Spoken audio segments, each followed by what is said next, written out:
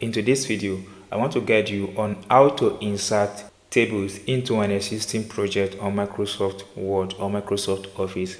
Take for example, you have a project like this and you want to insert table in between this project. It's very simple.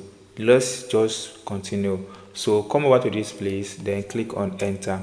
Once you click on enter, it takes you to the beginning of a new line like this.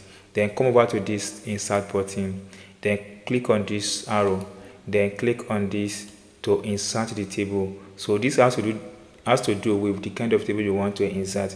Maybe 2 by 2, 3 by 3, 4 by 4. This has to do with you. Now release your hand. Now you can see that you've been able to insert table into an existing project in Microsoft Word.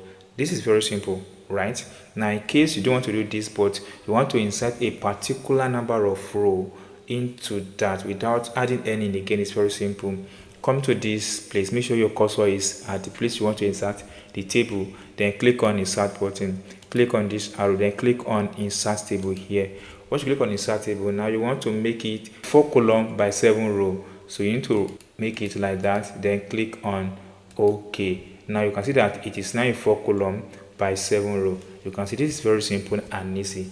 That's all, guys, on how to insert table in an existing project in Microsoft Office. If you got this tip and if you not subscribe, please subscribe for more updates like this.